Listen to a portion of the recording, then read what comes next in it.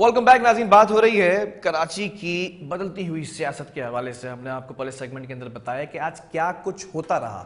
अब उन सियासी जमातों का नैरेटिव भी आपके सामने रखा जाएगा। मेरे दोनों मोअज़्ज़िज़ मेहमान मेरे साथ ऑन कॉल मौजूद हैं। कुतुब अहमद साहब हैं जमात इस्लामी की जानिब से, आपका भी बहुत शुक्रिया। एमक्यूएम पाकिस्तान की जानिब से अब्बास जाफरी मेरे साथ हैं, आपका भी बहुत शुक्रिया।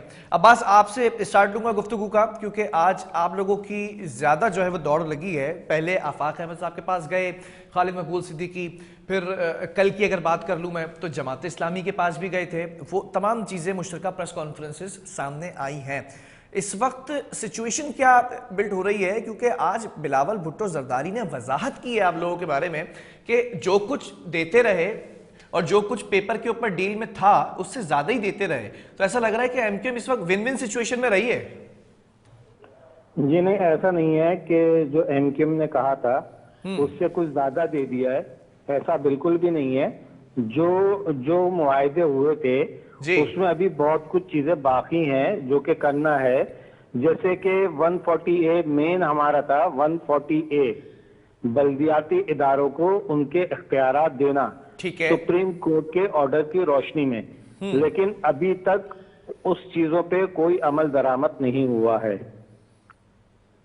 मतलब ये जो तमाम चीज़ें थी, गवर्नर की बात कर लें, एडमिनिस्ट्रेटर की बात कर लें, कायमा कमेटी के चेयरमैनशिप्स की बात कर लें, सूबाई मेंबरान की जो है वह चीज़ों की बात कर लें, ये तमाम चीज़ें तो कोर्ट की हैं बाकायदा प्रेस कॉन्फ्रेंस के अंदर। देखिए, ये तो जो फेडरल से मुताल्लिक सारी चीजें हैं ना, हाँ, जो भी आपने कायमा कमेटी के चेयरमैन की बात करी और दीगर चीजों की बात करी, वो तो फेडरल से मुताल्लिक है। ठीक है, लेकिन हमने हमारी बहुत लेकिन सारी सिफारिश चीजें तो जो है, पीपल्स पार्टी करती नजर आई ना इन चीजों में। क्या कह रहे हैं आप? इन तमाम चीजों के लिए आपके लिए पीपल्स पार्टी ने सिफारिश की ना वफाक से। उसमें सारी जमातें शामिल है, नून लीग डायरेक्ट उसको देख रही है। अच्छा, सभी शामिल है, सिर्फ पीपल्स पार्टी नहीं है, क्योंकि जामिन तो बहुत सारे थे ना। ठीक है, अच्छा, फिर आप जैसे कि पीपल्स पार्टी कह रही है कि उसने जो है सारी डिमांड तो पूरी कर दी। जैसे भी आपने सूबे में एडमिनिस्ट्रेटर का मामला देखा, ये तो बहुत पहले कर देना चाहिए था, जो कि नहीं किया गया, बिल्कुल एंड में आके किया गया। तो उसने तो पीपल्स पार्टी ने तो अपनी मर्जी से की है ना सारी चीजें। और आपने देखा भी अपनी मर्जी से कैसे किया? आपके दिए गए नामों को तो के बाद आपके दिए गए नामों को तो आगे रखा है। जी, क्या कह रहे हैं? अपनी मर्जी से कैसे किया पीपल्स पार्टी ने? आपके दिए हुए तजवीज करदा नामों पे तो गौर किया है। डिले किया है। मैं कह रहा हूँ डिले किया है। मैं ये नहीं कह रहा कि हमारे नाम, बिल्कुल हमारे नाम ही किए हैं, लेकिन उसको डिले किया है। चलें, ठीक है, आपका ये इनिशियल कमेंट आ गया। कुतुब अहमद साहब, आपकी तरफ में बढ़ूंगा। इस वक्त जो सिचुएशन बिल्ड हुई, धरने की तरफ गई जमात इस्लामी, और जैसे ही धरना जो है वो उसका आगाज होता है, कुछ देर के बाद शाम के औकात के अंदर नासिर हुसैन शाह तशरीफ लाते हैं और फिर वो एक बड़ा तारीखी जुमला कह के चले गए कि इलेक्शन वक्त पर ही होंगे। इसका मतलब ये मैं ले लूँ कि 15 जनवरी को इलेक्शन होने जा रहे हैं। जमात इस्लामी कामयाब हो गई धरने में। अच्छा जी, बिस्मिल्लाह रहमान रहीम। देखिए जी, हमारा तो एक ही स्टैंड है और पहले दिन से ये स्टैंड है कि कराची को ये हक मिलना चाहिए कि वो अपना मेयर मुंतखब करे और मुंतखब नुमाइंदों को इस कराची को चलाना चाहिए। अब ये बात भाई हमारी ये बात कह रहे थे कि उनके जानने, उनके जो एमक्यूएम ने जो एडमिनिस्ट्रेटर्स के नाम दिए थे वो उन्होंने रखे या नहीं रखे, लेकिन मुझे ये समझ में नहीं आता है कि एमक्यूएम या पीपल्स पार्टी जो है गैर मुंतखब लोगों को क्यों कराची के एडमिनिस्ट्रेटर्स बनाने चाहती है। इलेक्शन के अंदर आए, कराची का आवाम को ये हक मिलना चाहिए कि वो अपना मेयर मुंतखब करे, अपने चेयरमैन मुंतखब करे, और कराची का ये हक बनता है। तो एमक्यूएम भी तो यही चाह रही है कि इंतखाबात हों, लेकिन जो सुप्रीम कोर्ट की प्रोसीडिंग्स हैं उसको सामने रखते हुए हो। जमात इस्लामी क्या चाह रही है? हल्का बंदियों पर बात ना हो, इलेक्शन हो जाए। देखिए जी, हमारा तो ये स्टैंड ये है कि सिंपल सी बात है कि इलेक्शन होना चाहिए। ठीक है, वक्त पर हो इलेक्शन। तजुर्बा ये रहा है, हमारा ये तजुर्बा रहा है कि 2008 से लेकर 2015 तक एमक्यूएम और पीपल्स पार्टी यहाँ पे इलेक्शन अपने इक़्तिदार में मौजूद रहे और इलेक्शन नहीं हुए। इलेक्शन जब हुए तो वो आमिरों ने आके इलेक्शन कराए, लेकिन जमहूरी कुव्वतों ने इलेक्शन नहीं करवाए। लेकिन हमें ये परेशानी इस बात की है कि कराची के अवाम का जो इस वक्त कराची की हालत है, कराची की जो तबाह हो रहा है और तबाहाली दिन ब दिन बढ़ती चली जा रही है, इस तबाहाली का सिर्फ एक ही हल है कि कराची के अवाम को ये हक मिलना चाहिए कि वो इलेक्शन में जाएं, इलेक्शन में अपना मेयर मुंतखब करें। जहां तक ये हल्का बंदी को ताल्लुक है, ये जद्दोजहद हमारी भी जारी है, हम ये जद्दोजहद जारी रहेगी, लेकिन ये इंतखाबात को किसी तरीके से डिले करना या उस पर कायम ना रहना या उसको ना इनेकाद करना, ये बहुत बड़ी कराची के साथ दुश्मनी है। अच्छा चले सब छोड़े, मुझे इस बात का भी जवाब दे दें, एमक्यूएम के भी नुमाइंदे हमारे साथ मौजूद हैं, वो भी सुन लेंगे। जमाते इस्लामी रैली में साथ देने जा रही है एमक्यूएम का? जी बिल्कुल भी नहीं, सवाल पैदा नहीं होता, क्योंकि वजह बताता हूँ मैं आपको। बड़ा स्ट्रेट फॉरवर्ड आप देगा, बिल्कुल भी नहीं। बिल्कुल, मैं वजह बताता हूँ ना आपको क्या है। देखिए, कोई भी एहतजाज जो है वो हुकूमत में रहते हुए एहतजाज नहीं किया जाता। देखिए, हमने आज तक पूरी दुनिया में कहीं नहीं देखा कि आप हुकूमत में भी हैं और अपोजिशन में भी हैं। अच्छा। या तो हुकूमत में रहें या अपोजिशन में रहें। बात यह है कि उनका गवर्नर भी मौजूद है, जिस तरह आपने सारी चीजें मौजूद बताई, ये सब चीजें मौजूद है, सारे जो मराहत हैं वो गवर्नमेंट की मौजूद हैं, और दूसरी तरफ उसकी बात भी कर रहे हैं। मेरा ख्याल है अगर ऑपोजिशन करनी है तो ऑपोजिशन की तरह करें, जिस तरह हाफिज नईम रहमान साहब कर रहे हैं, कराची के हक के लिए कराची की आवाज को बुलंद कर रहे हैं।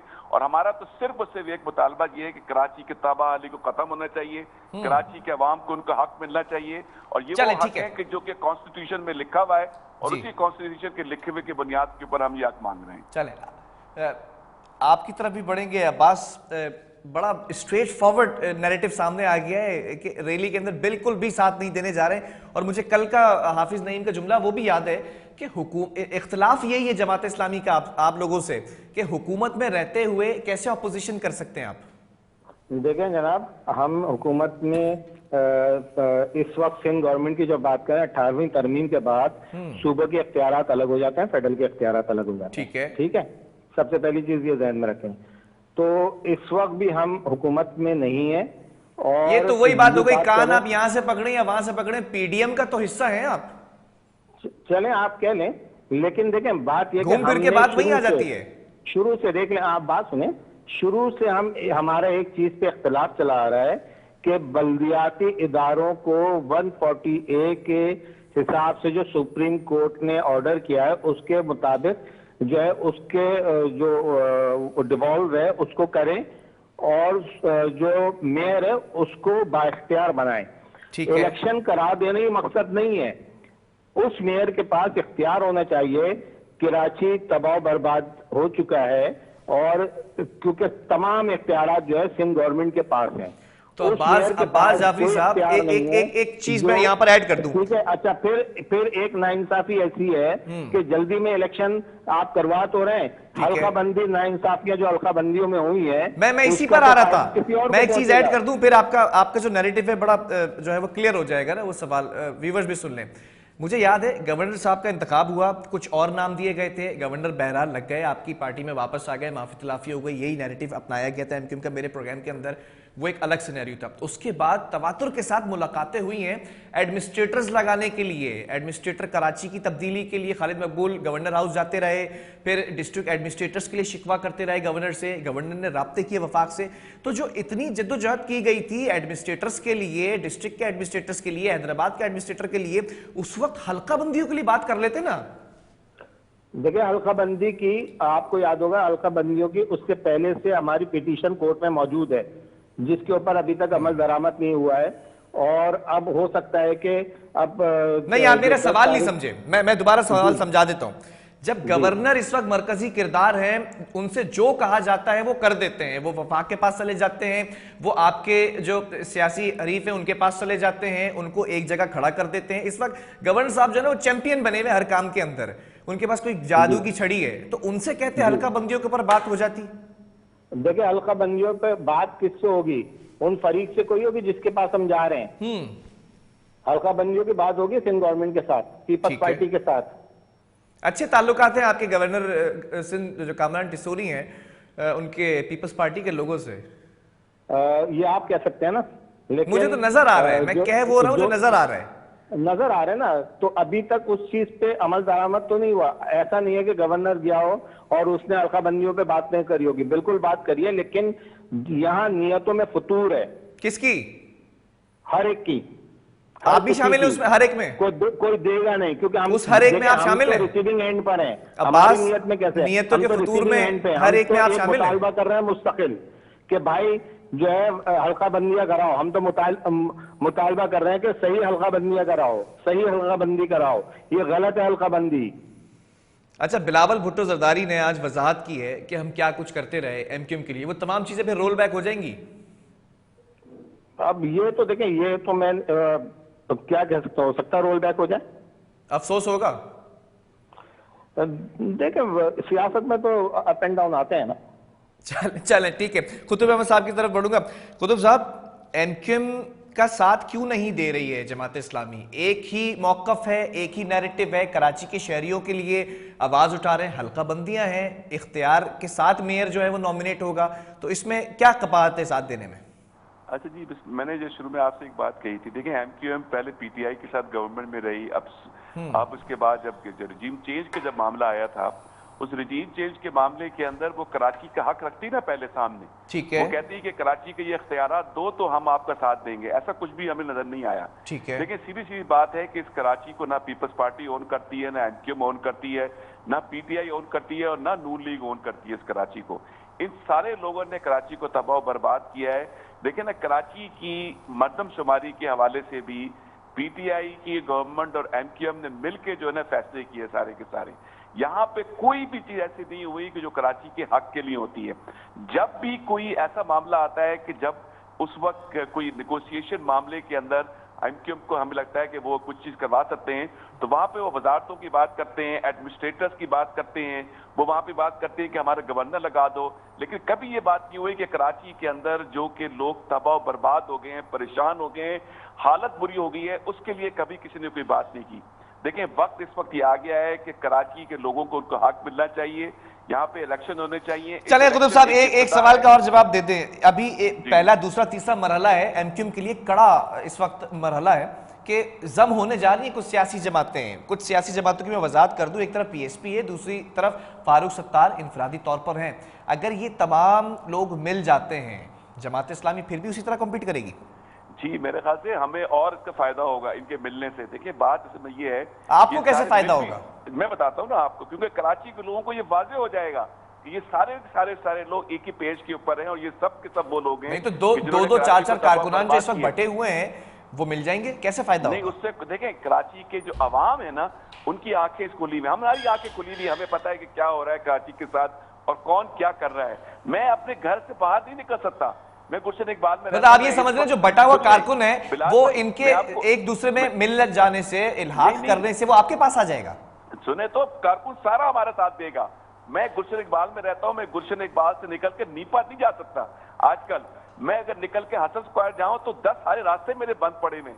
कल तरक्याती काम हो रहे हैं। चले जाएं दोपहर के वक्त, अगर आप निकल जाएं अपने घर से बाहर, तो गलियों के अंदर इस तरीके से ट्रैफिक जैम रहता है कि हम एक गली से दूसरी गली नहीं जा पाए। नहीं तो आपको नहीं लगता कि आप तस्वीर का अगर दूसरा रुख देखें तो पीपल्स पार्टी कहती है तरक्याती काम कर रहे हैं हम? देखिए मैं आपको बताऊं, इस पर कैफियत ये है कि जो 100% काम अगर 100 रुपए खर्च हो रहे हैं तो उसमें 65 रुपए की रिश्वत ली जा रही है, उसमें कमीशन दिया जा रहा है, इसमें करप्शन है जो कराची के अंदर जो भरपूर तरीके से इस वक्त की जा रही है। और अफसोस इस बात का है कि जो एमक्यूएम इस सारी करप्शन में पीपल्स पार्टी के साथ शामिल हाल है। इसलिए शामिल हाल है कि इनका गवर्नर मौजूद है, ये हुकूमत से मौजूद है। ये अगर कराची के लिए अगर बात करने वाले होते तो एडमिनिस्ट्रेटर पे कभी ना लड़ते। ये ना कहते कि हमारे एडमिनिस्ट्रेटर लगा ले, ये कहते हैं कि मुंतखब और हुकूमत एक इलेक्टेड गवर्नमेंट आए और इलेक्टेड गवर्नमेंट आके जो है ना कराची को चलाए। ये हमारा पॉइंट ऑफ व्यू है। ठीक है अब्बास, ये मामला जो इस वक्त इल्हाक का मामला है, चाहे मुस्तफा कमाल, अनीस क़य्यूम ख़ानी हो या फारूक सत्तार हो, ये मिल क्यों नहीं पा रहे हैं? इशू क्या आ रहा है? क्या कुछ ऐसा मसला है कि एक्सेप्टेंस नहीं है वफाक के अंदर किसी एक बंदे की?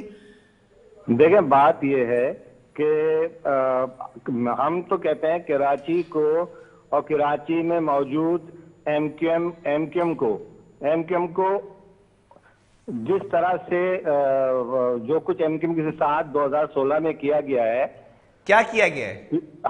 हमारे ऑफिसेस सारे एक रात में सारे ऑफिसेस हमारे तोड़ दिए गए। ठीक है। हमारे कारकुनान आज तक लापता हैं। ठीक है। हमें सही से काम करने की इजाजत दे दें और हम सब अगर जैसे भी हम एक होने जा रहे थे। तो फिर एमक्यूएम ने क्या किया अपनी जमात के साथ?